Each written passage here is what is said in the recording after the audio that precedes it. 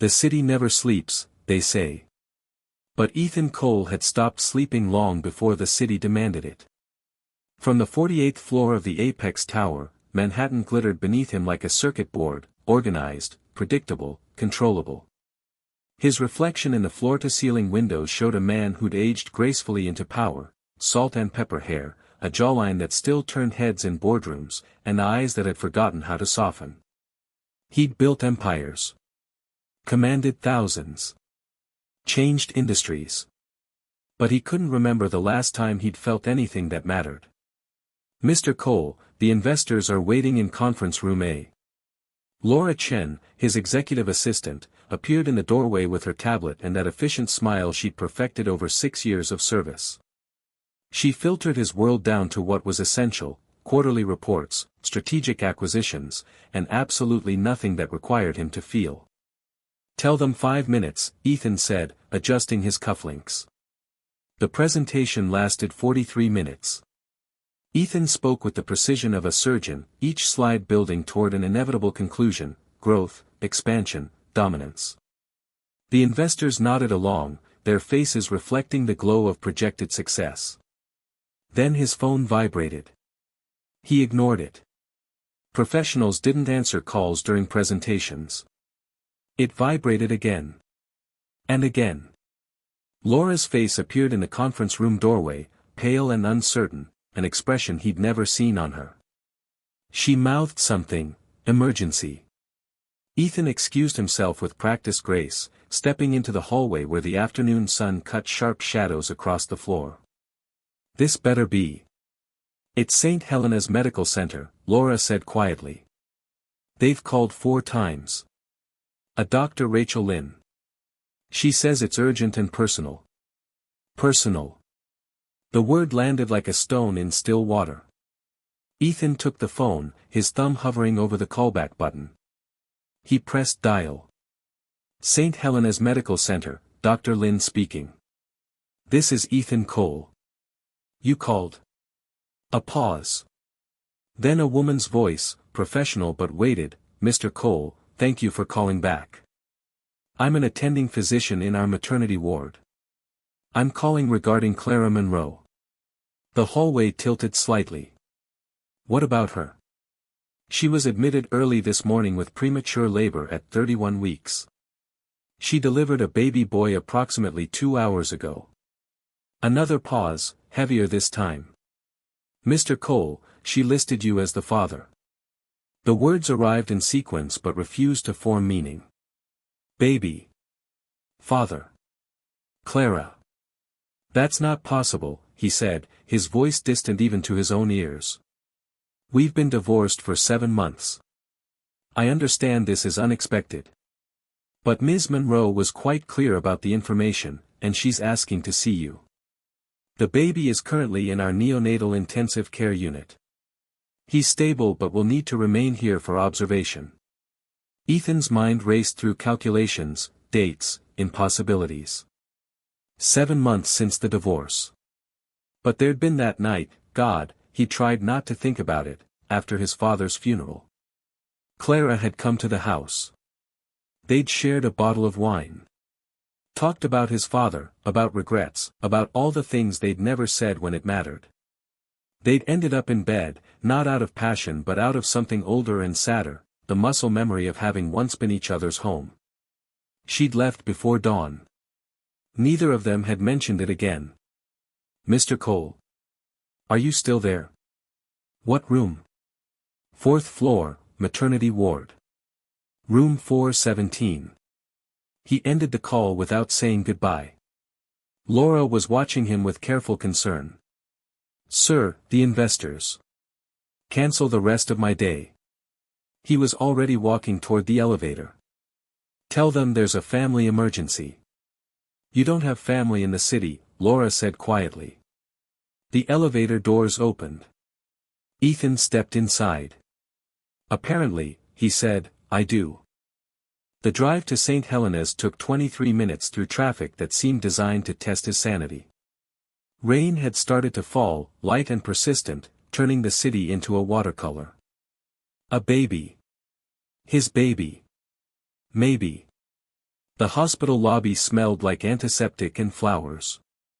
A volunteer at the information desk directed him to the fourth floor with a kind smile that suggested she'd seen 1,000 nervous fathers pass through these doors. Was he a father? The question followed him into the elevator. Fourth floor. Maternity ward. Room 417. He stood outside the door, his hand raised to knock, and found himself frozen. On the other side was Clara, the woman he'd loved and lost and tried to forget. The woman who'd left because he'd given her everything except what she needed, his time, his presence, his unguarded heart. Ethan knocked. "Come in." Her voice. Still the same, slightly husky, like she'd just woken up or just stopped crying. He pushed open the door. Clara Monroe sat propped up in the hospital bed, looking both older and younger than he remembered. Her dark hair was pulled back in a simple ponytail. No makeup. Hospital gown. For line running into her left arm. But her eyes, those gray-blue eyes that had once looked at him like he was her whole world, met his with a mixture of relief and defiance. "You came," she said softly. "You named me as the father." Not quite an accusation, not quite a question. "Because you are." The room felt too small suddenly. Ethan closed the door and took a few steps inside, maintaining careful distance. "Clara, we haven't, not since your father's funeral. April 3rd. She said it calmly, stating facts. "I found out I was pregnant 6 weeks later. By then, you'd already filed the divorce papers. You didn't tell me." Her laugh was bitter and exhausted. "I tried, Ethan. I called your office 11 times. Your assistant told me you'd instructed her to block all personal calls from me. I sent emails, did you even read them?" The accusation hung between them, sharp and true. He had blocked her. Completely. "I didn't know," he said, and the words felt pathetically inadequate. "I know." Clara's shoulders sagged slightly. "That's why I'm telling you now. Not because I want anything from you, Ethan. But he deserves to know who his father is. And you deserve the choice, whether to be part of this or not. He. A son. Where is he?" "NICU. 6th floor." Her hand moved to her stomach instinctively. "He came 8 weeks early. 3 pounds, 9 ounces. They have him in an incubator with monitors and tubes and," her voice cracked. "I got to hold him for 3 minutes before they took him up." "What's his name?" "Noah." A small smile ghosted across her face. "Noah James. After your father." Something inside Ethan's chest cracked open. His father, James Cole, the man who told him he was making a mistake letting Clara go. "You're going to build a fortune and die alone," the old man had said. "Is that really success? Can I see him?" "They'll let you. Family only, but I put you down as father on all the forms." Ethan stood, suddenly desperate to escape the weight of her presence. "Which way to the NICU?" "Elevators at the end of the hall. Turn right when you get off on 6. Ask for Dr. Rachel Lynn." He nodded and turned toward the door. "Ethan." He stopped but didn't turn around. "I'm not asking you to be anything you can't be," Clara said quietly. "But if you're going to walk away, do it now. Before he's old enough to know the difference." The NICU was quieter than Ethan expected. Medical equipment hummed and beeped with digital persistence, but hushed in a way that felt almost reverent. A nurse at the station looked up as he approached. "Can I help you?" "I'm looking for Dr. Rachel Lynn." "About Noah Monroe." Recognition flickered across her face. "Let me page her." Dr. Lynn appeared minutes later, confident posture, assessing eyes. "Mr. Cole." She extended her hand. Her handshake was firm, professional. But her eyes measured him in a way that had nothing to do with medicine, the look of someone measuring a father's commitment. "Would you like to see your son?" Your son. The word still felt foreign. Yes. She led him through a doorway marked neonatal intensive care. Inside, rows of clear incubators contained tiny humans fighting to grow strong enough for the world. Nurses moved with practiced grace between stations. He's in Bay 7, Dr. Lin said. I'll give you a few minutes. Ethan walked slowly down the row, checking name cards. Then, Monroe, baby boy.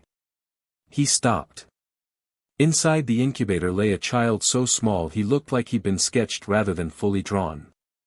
Diaper the size of a tea bag. Skin translucent enough to show delicate veins. Feeding tube in his nose. Monitoring wires connected to his chest and foot. A tiny knit cap, striped blue and white, covered his head. But his chest rose and fell with stubborn rhythm. Noah. Ethan's legs gave out. He found a stool and sat heavily. This was real. Not a manipulation, not a mistake. This was a human being, his son, fighting for every breath. You can touch him if you want, a nurse said gently. Through the portholes. Wash your hands first. Ethan moved automatically, scrubbing his hands, then reaching through the circular opening. His finger touched Noah's palm. The baby's hand closed around it reflexively, a grip barely strong enough to feel, but absolutely certain. And something in Ethan Cole, the CEO, the strategist, the man who'd spent 41 years learning how to need nothing and no one, completely shattered. He didn't realize he was crying until the nurse handed him a tissue. It's okay, she said softly. All the dads do this. Hey, Noah, he whispered, his voice rough and broken. I'm your dad. I guess. Dr. Lin reappeared. He's doing well, all things considered. The main concern is maintaining his body temperature and coordinating breathing with feeding. We'll keep him here for at least 6 weeks. Whatever he needs. The words came automatically. The best care, the best. Mr. Cole. Dr. Lin's voice was kind but firm. He doesn't need the best equipment. He needs you and his mother here, present, consistent. Babies this premature respond to voice, to touch, to presence more than anything we have. The best thing you can do for Noah is show up. Show up. Such a simple instruction. Can I stay? Just for a while? Of course. And Mr. Cole, Clara will want updates. She's been asking about him every 20 minutes. Clara. This wasn't just his crisis, it was hers. Had been hers, alone, for 7 months while he'd been blocking her calls. I'll go see her. But he didn't move.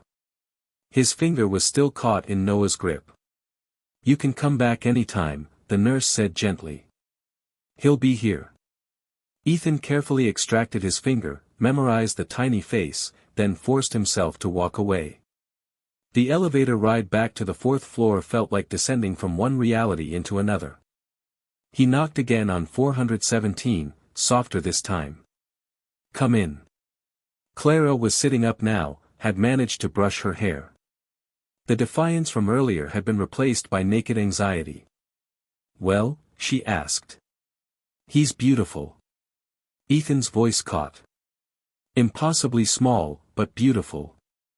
Something in Clara's face softened. Yeah. Yeah. He moved the chair closer. He held my finger.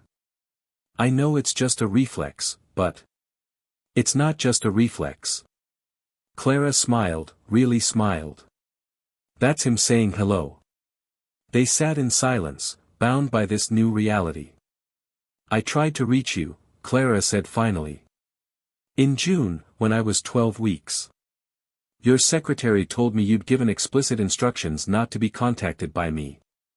So I called your lawyer. Left 3 messages. Never heard back. Ethan's hands clenched. I didn't know. I know you didn't. But Ethan, you made it impossible to tell you. You built walls so high I couldn't climb them. She looked at him directly. And I get it. The divorce was brutal. But there was a person caught in the middle. And he deserves better than parents who can't even have a conversation. You're right. Clara blinked, surprised. I am. You're right about all of it. Ethan leaned forward.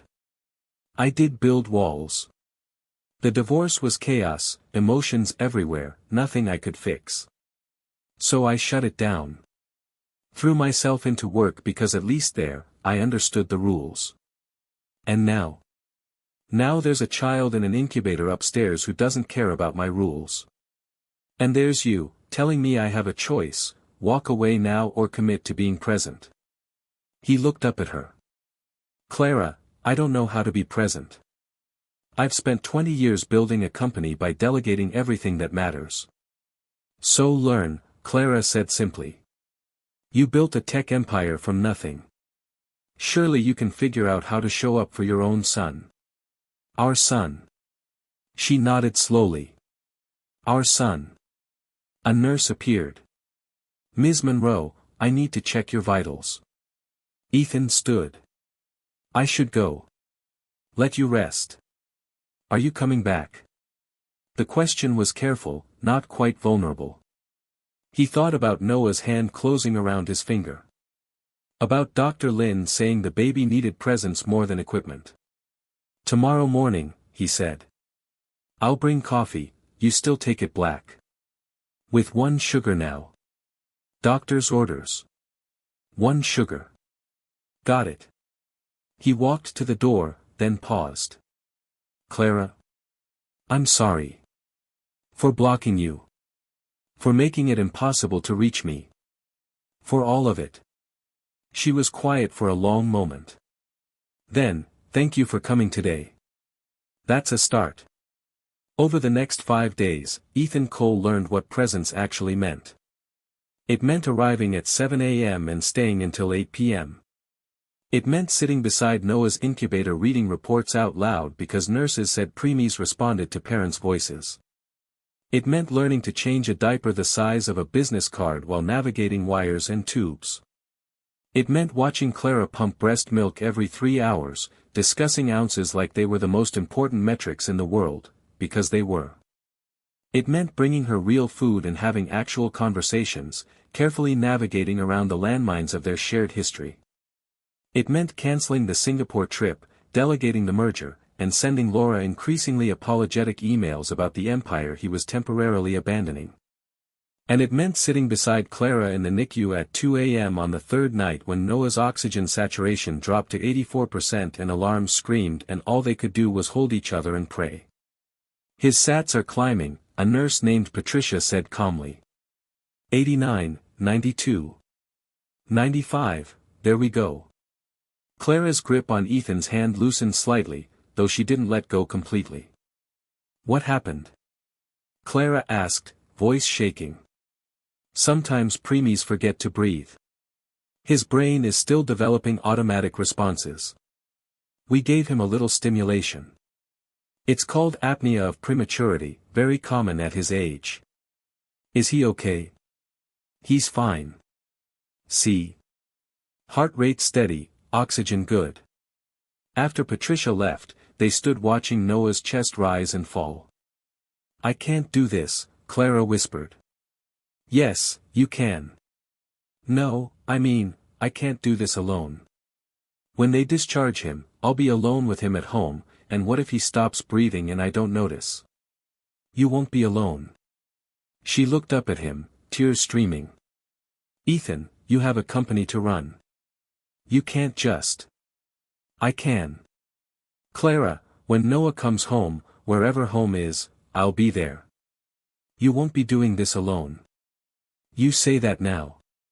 But when it's 3 a.m. and he won't stop crying and you have a board meeting at 8. Then I'll be exhausted at the board meeting.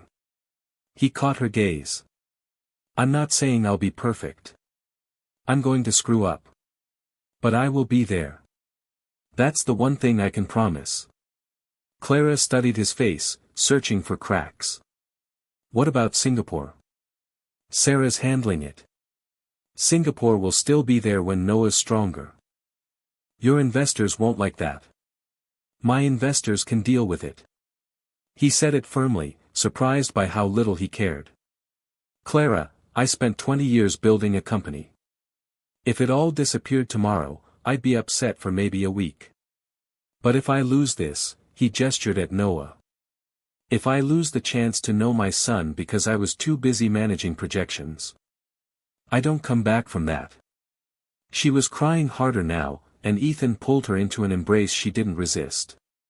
She collapsed against his chest. I'm so tired, she whispered. I know. I'm so scared something will go wrong.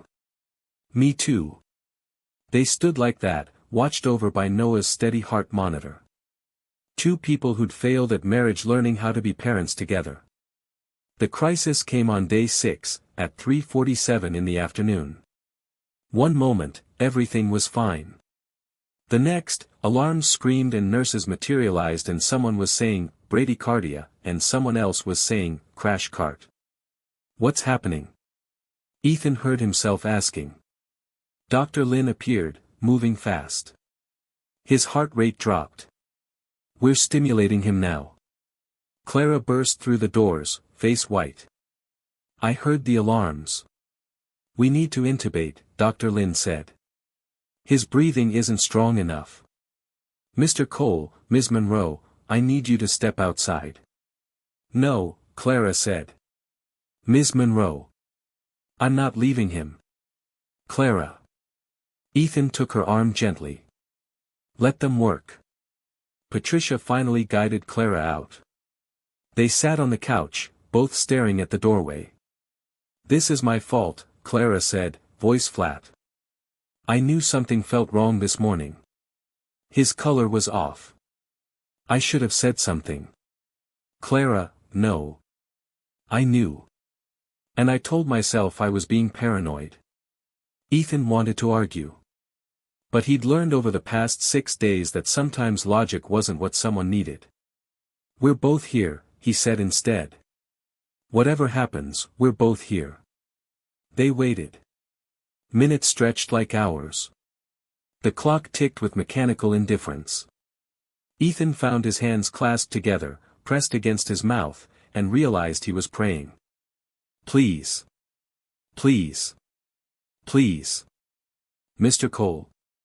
Ms. Monroe. They both jumped up. Dr. Lin stood in the doorway, calm. He's stable. We've intubated him and given him surfactant to help his lungs. He's sedated to help him rest and let the breathing tube do its work. What happened? Clara's voice cracked. His lungs were working too hard. The intubation gives them a chance to develop before he has to do all the work himself. How long? We'll reassess in 48 to 72 hours. Could be a few days, could be a week. Can we see him? Dr. Lin nodded. But he's going to look different. I want you both prepared. Nothing could have prepared them. Noah lay motionless, a tube down his throat connected to a ventilator breathing for him. The sedation had relaxed his features into an expression that looked peaceful but wrong, too still. More wires. More machines. Clara made a sound that wasn't quite a sob. Ethan's hand found hers. Talk to him, Patricia said softly. He can still hear you. Clara moved to the incubator, touching Noah's leg. Hey, baby. Mama's here. Daddy's here too. You're being so brave. Just rest now, okay? Let the machines help you. We're not going anywhere. Ethan watched her summon strength from somewhere deep, speaking calm words while her hand trembled. And he realized with devastating clarity what she'd been asking for all those years during their marriage. Not grand gestures. Just this, someone to stand beside her when everything was falling apart. He'd failed her completely. But maybe he could learn. Ethan moved to the opposite side, touched Noah's hand. Hey, Noah. Dad here. I know this is scary. Your mom and I are pretty terrified right now. But you've got this. You're a Cole. And Coles are stubborn as hell. He glanced at Clara. And you're a Monroe too, which means you're brilliant and strong. So you rest, and we'll be right here when you wake up. They stood like that, one on each side, hands reaching in, forming a broken triangle of stubborn hope, while the ventilator breathed and the monitors beeped. The night stretched endless. Around midnight, Clara finally spoke. I need to tell you something. They were in the family lounge, terrible coffee between them. Okay. She took a breath. When I found out I was pregnant, I decided I wasn't going to tell you. The words landed like stones. What? I was 16 weeks along before I even tried to reach you. And even then, part of me hoped you'd stay unreachable. Ethan felt something cold settle in his stomach. Why are you telling me this now? Because sitting here tonight, watching you with Noah, I realized how wrong I was. She met his eyes. I told myself I was protecting him. That he was better off with one present parent than one absent one. That involving you would just mean disappointment. Clara. Let me finish. I was punishing you. For all the times you weren't there during our marriage. For choosing your phone over dinner. For missing my gallery opening because of an emergency meeting. I was punishing you by taking away your choice about Noah. But you changed your mind. I changed my mind when I realized my anger at you was less important than Noah's right to know his father. Even if you turned out to be disappointing. He deserved the chance. Ethan processed this slowly. You thought I'd be disappointing.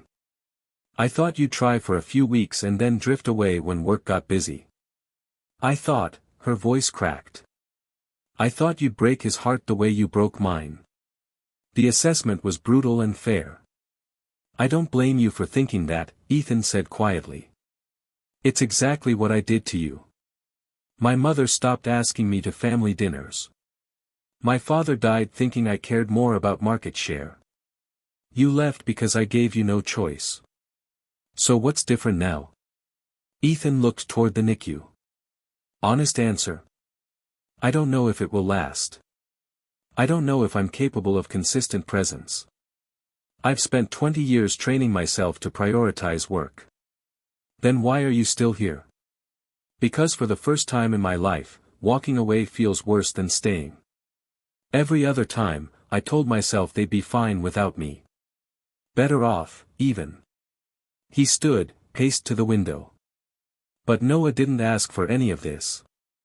And when I saw him, something shifted. I couldn't negotiate my way out. Couldn't delegate. The only thing that mattered was whether I showed up or not. Clara was quiet. Then, I'm scared you're going to disappoint us. I'm scared of that too.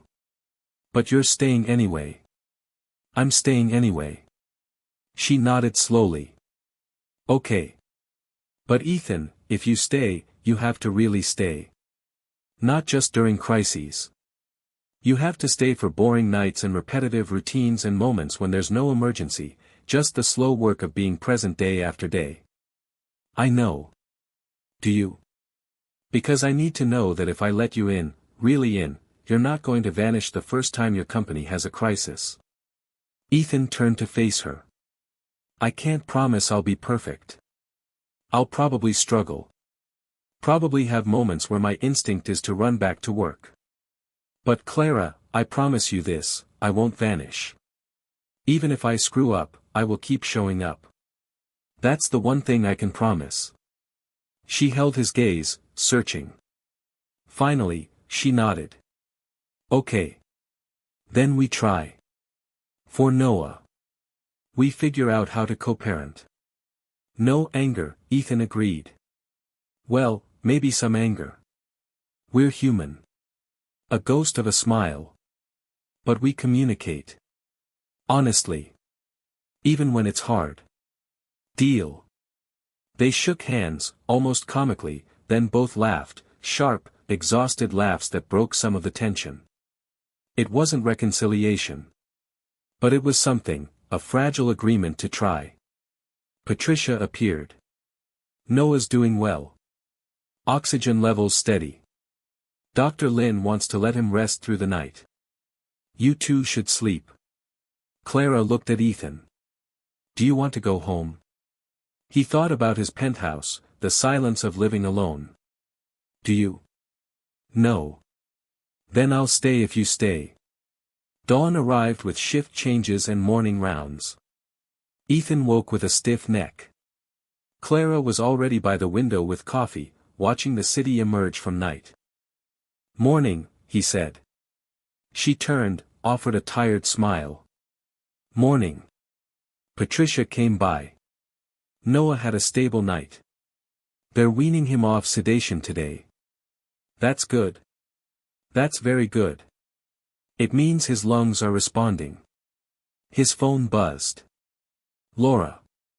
Mr. Cole, board is asking when you'll be back.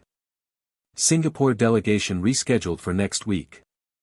Should I confirm? He stared at the message.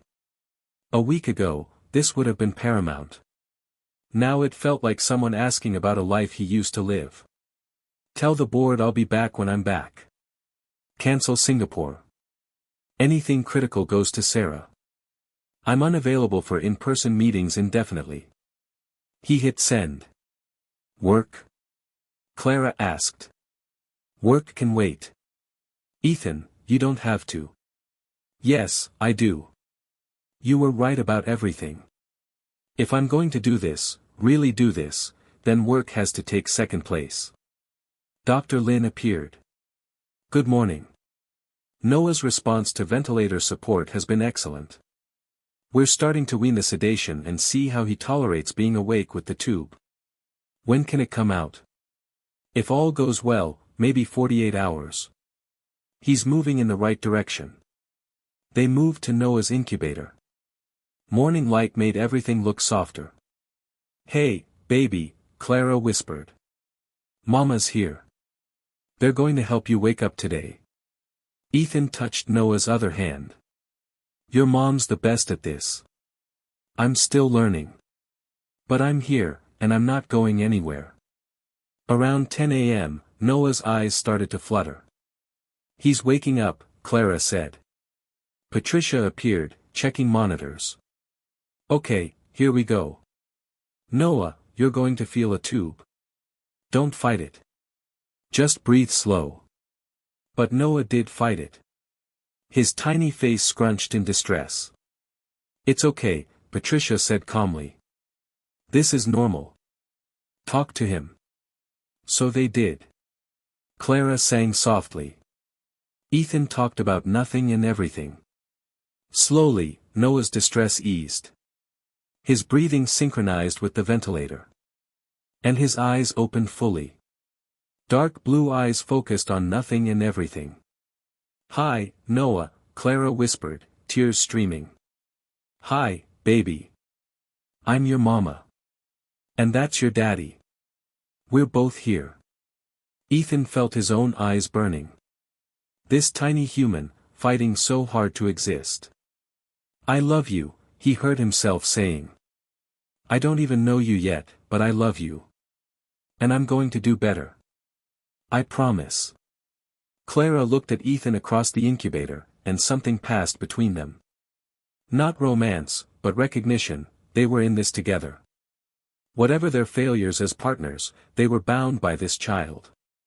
The next 3 days unfolded in meditative rhythm. Wake in the family lounge. Coffee. Morning rounds. Hours beside the incubator.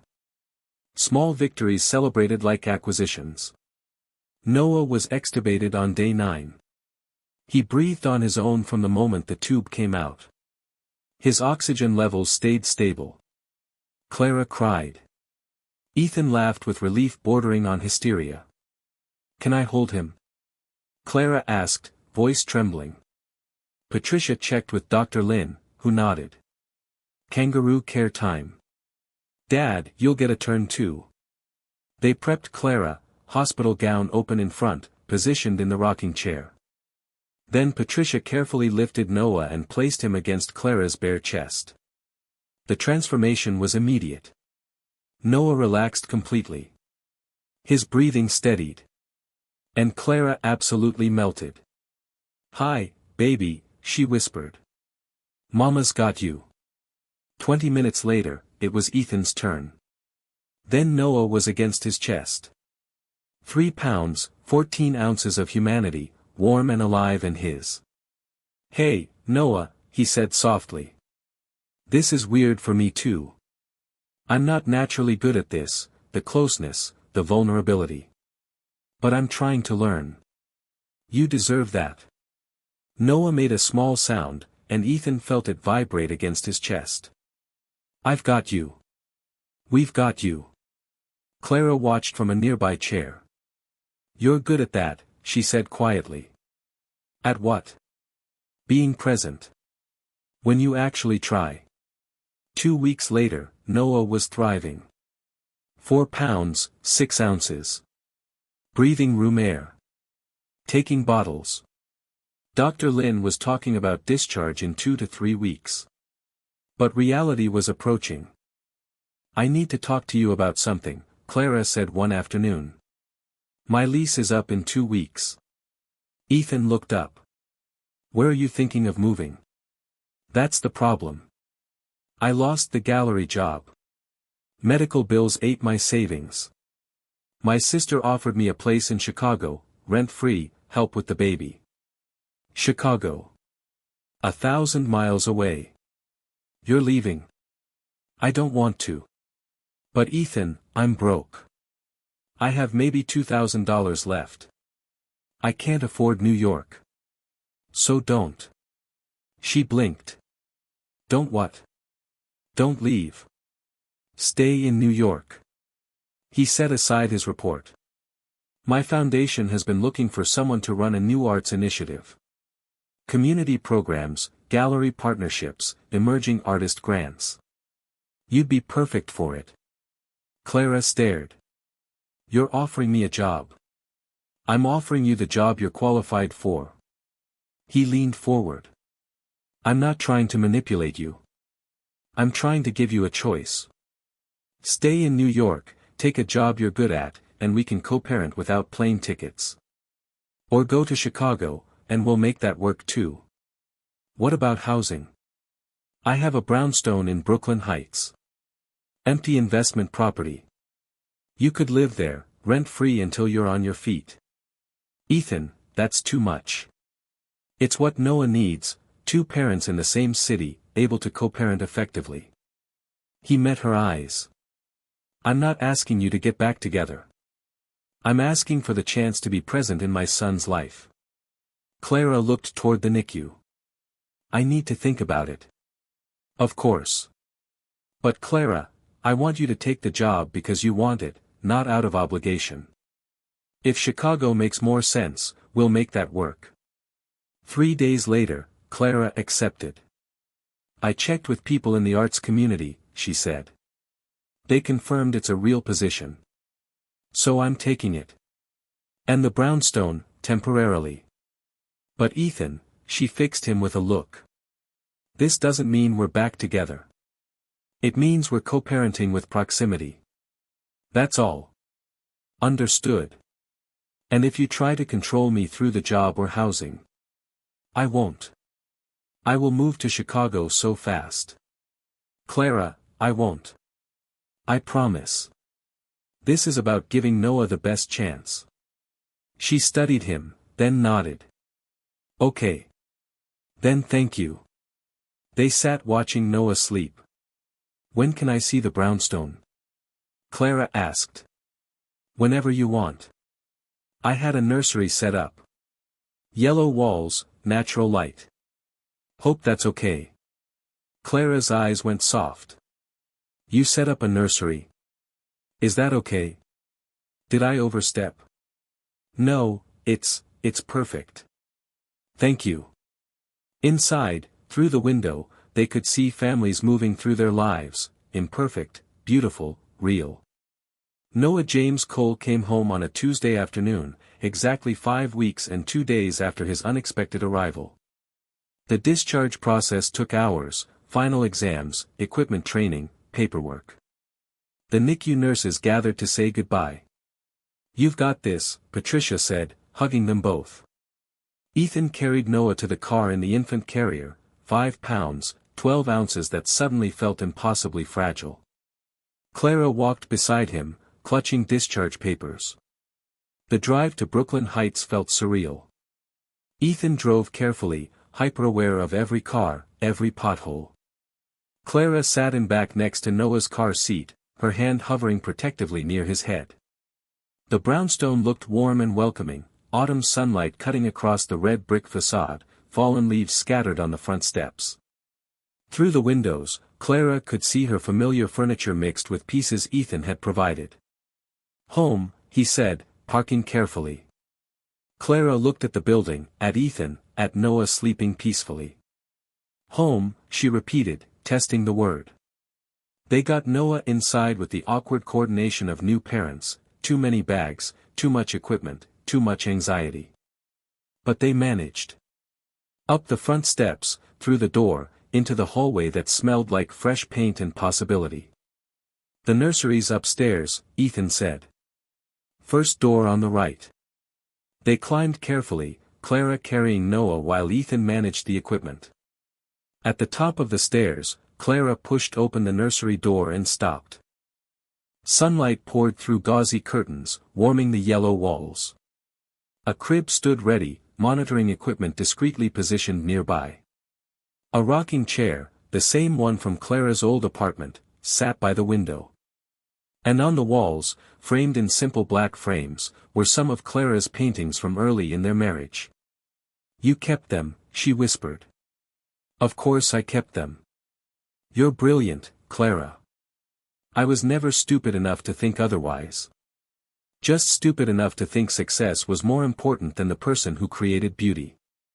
She set Noah's carrier down carefully and walked to the paintings, abstract colors that somehow captured emotion. Her fingers traced the frame of one called Morning Light, painted during their first year of marriage. "I thought you threw these out," she said. "I kept a lot of things. Including regret." Ethan moved to stand beside her. "But maybe regret is useful sometimes. Reminds you what not to lose the second time around. We're not getting a second time. We're co-parenting, remember?" "Right. Co-parenting." But he was standing close enough to smell her shampoo, lavender, same as always. Clara turned to face him, and they were suddenly closer than they'd been since before the divorce. Not touching, but near enough that touching would be easy. "Ethan," she said softly. "We can't. I know. We tried. It didn't work. And just because we have a son doesn't mean we're suddenly compatible. I know that too. So why are you looking at me like that?" "Like what?" "Like you want to kiss me." "Because I do. But I won't. Because you're right, having a son doesn't magically fix what broke us." He held her gaze. "But Clara, I realized you weren't just the person I failed to be married to. You were my best friend. And I'd like to be your friend again. Maybe someday there could be more.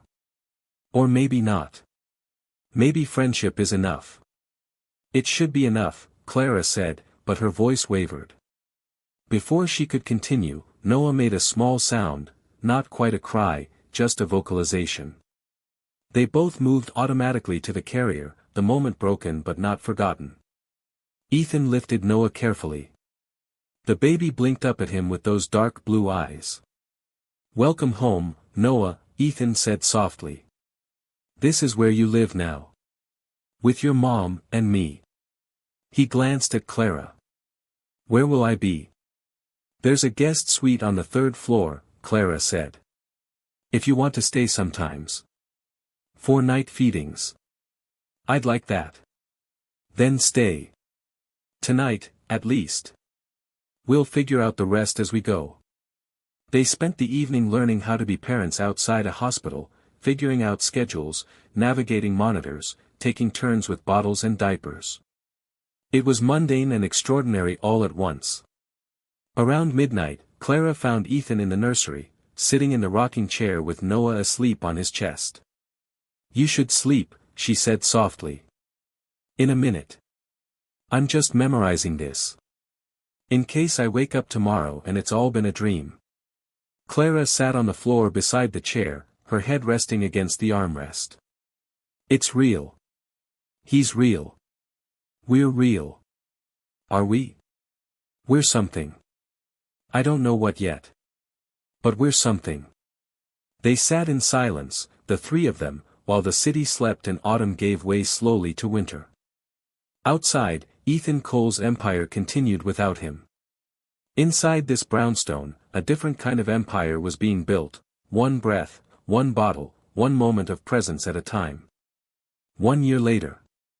The brownstone's backyard had been transformed for Noah's first birthday party, simple decorations, a small cake, family and close friends gathered to celebrate a child who'd fought so hard just to exist. Margaret Cole held her grandson with fierce tenderness, telling him stories he couldn't possibly understand. Clara's sister had flown in from Chicago with her own kids who were fascinated by Noah's careful attempts at walking. Ethan stood on the back porch with Jonas, watching the scene unfold. You look different, Jonas observed. Different how? Happy. Like actually happy, not just successful. Ethan smiled. I am happy. Terrified most of the time, but happy underneath. And Clara?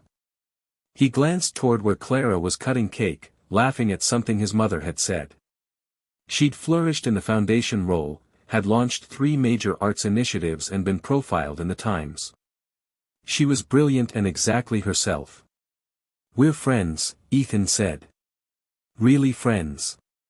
We co-parent, we have dinner together most nights, we argue about diaper duty. And sometimes, when Noah's asleep and we're both exhausted, we talk. Really talk, the way we never did during our marriage. Just friends. For now. Maybe forever. I don't know. He watched her across the yard. But I've learned that trying to control the future destroyed my past. So I'm just being present. Showing up. Letting things unfold. Who are you and what have you done with Ethan Cole? He laughed. I'm still here. Still run the company, still care about earnings. But they're not the only thing anymore. Not even the most important thing. Clara caught his eye across the yard and smiled, not the wary smile from a year ago, but something warmer, full of shared history and tentative hope. He smiled back, then walked down to join the party. Noah was attempting to demolish his cake with Viking dedication, frosting everywhere, pure joy on his face. He'd grown strong and healthy, his early struggles fading into memory. He was perfectly ordinary and perfectly miraculous all at once. Speech, someone called out. Margaret, probably. Ethan looked around at the gathered faces, friends, family, the architecture of a life he was learning how to build properly. A year ago, he began, I got a phone call that changed everything. I was in a boardroom, thinking I had life figured out, when someone told me I was a father. And I was terrified. Completely unprepared. He looked at Noah, now being held by Clara, frosting covered and perfect. This little guy taught me what actually matters. Not projections or market share. Just showing up. Being present. Doing the boring, hard, beautiful work of loving someone without condition. His eyes found Clara's. And he reminded me that some of the best things come from the places where we're most broken. That second chances exist if we're brave enough to take them. Not necessarily second chances at romance, but second chances at being better humans. Better parents. Better friends. He raised his glass. To Noah. For showing us what courage looks like. And to new beginnings, whatever form they take. To Noah, everyone echoed. The party continued into evening. As guests began to leave, Ethan found himself on the porch again, this time with Clara beside him. Thank you, she said quietly. For what? For staying. For showing up every day. For being different than you were. She turned to face him. And for the space to figure out who I am outside of us. You were always brilliant. I just couldn't see past my own ambition. They stood watching Noah play with his grandmother through the glass doors. The scene was warm and full, nothing like the cold existence Ethan had been living a year ago. Ethan? Clara's voice was soft, uncertain. Yeah. I've been thinking about what you said. Last year. About building friendship first and seeing where it leads. His heart rate picked up. And I think we've built something real. Not the same as before, something better. Based on actual presence instead of romantic idealism. She took a breath. So I'm wondering if you'd like to try. Dating, I mean. See if we work as partners now that we've figured out how to work as friends. Ethan felt a smile spread across his face. I'd like that. A lot. But Clara, I need you to know, I'm still going to mess up sometimes. Still going to have moments where work feels easier than emotions. I'm better, but not perfect. I don't need perfect. I need present. And you've proven you can do that. She smiled. So yes. We try. Yes. Slowly. No rush. Just seeing where it goes. Seeing where it goes, she agreed. Inside, Noah let out a shriek of delight as Margaret swooped him up. Through the glass, Ethan could see his mother laughing, his son beaming, the warmth of family assembled from broken pieces. I built empires chasing control, Ethan said softly. But it took a child's fragile breath to teach me what real strength means. Not controlling outcomes, but showing up anyway. Not demanding certainty, but being present in uncertainty. That's the empire worth building. Clara slipped her hand into his, and they stood together on the threshold, not quite where they'd been, not yet where they might be going, but exactly where they needed to be, present, together, and ready for whatever came next. In the golden light of a Brooklyn evening, surrounded by the life they were learning how to build together, Ethan Cole discovered what success actually looked like. Not a corner office or stock ticker or boardroom respect. Just this, a child's laughter, a hand in his, and the quiet courage to keep showing up, day after day, breath by stubborn breath, love by stubborn love. Sometimes the greatest achievement isn't what you build, it's what you learn to let build you.